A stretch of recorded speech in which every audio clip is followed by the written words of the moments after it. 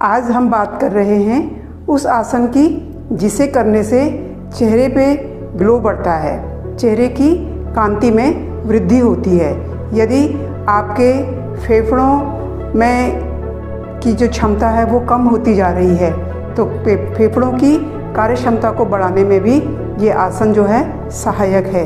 तीसरा, यदि आपके कमर के दोनों तरफ की चर्बी बढ़ रही है, चर्बी के टायर बन रहे हैं, तो उन्हें भी कम करने में ये आसन हमारी मदद करता है।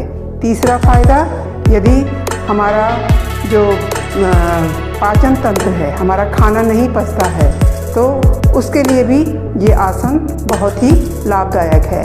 अगला फ़ायदा, यदि पैरों में कमजोरी आ रही है, नर्वस सिस्टम जो पैरों का है वो वीक पड़ता जा रहा है, पैर खड़े होने में ज़्यादा तकलीफ़ होती है, पैर साथ नहीं देते, तो इन सब समस्याओं का एक ही समाधान है और एक ही आसन है और उस आसन का नाम है कोण आसन। तो कोण आसन कैसे करना है?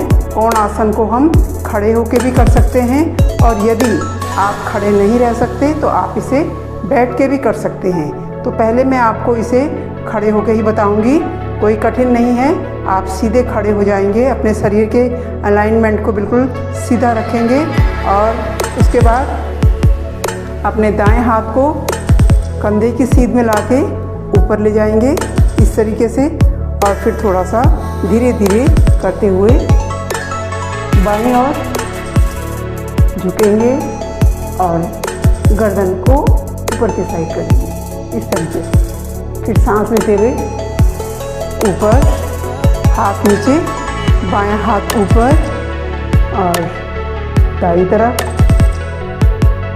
स्ट्रेचिंग करेंगे और देखेंगे ऊपर की तरफ। इसी क्रिया को हम फिर दोबारा से दोहराएंगे इस तरीके से। 1 2 3। तो आप देख रहे हैं कि जब हम कोण आसन कर रहे हैं इस तरीके से, जब हम हाथ को ऊपर ले जा रहे हैं तो हमारी हाथ की स्ट्रेचिंग हो रही है, गर्दन को ऊपर की साइड कर रहे हैं तो गर्दन की स्ट्रेचिंग हो रही है, चेहरे पे भी हमारी स्ट्रेचिंग हो रही है और साथ ही साथ जो हमारी कमर से लेकर के हमारा जो फेफड़े वाली जो स्थान है वो पूरे के पूरे जो है ओपन हो रहे हैं और नीचे हमारे पैरों तक इसकी स्ट्रेचिंग जा रही है। यदि हम इसे थोड़ा पैर खोल के करते हैं तो और अधिक हमारी बॉडी जो है वो स्ट्रेच होती है। देखिए इस तरीके से 1 2 3। तो इसे कम से कम हम शुरू में 2 मिनट और धीरे धीरे इसे बढ़ाते हुए 5 मिनट तक कर सकते हैं। अब जो लोग खड़े होकर नहीं कर सकते वे इसे ज़मीन पे बैठ के भी कर सकते हैं। इस तरीके से वज्रासन में बैठ जाएंगे और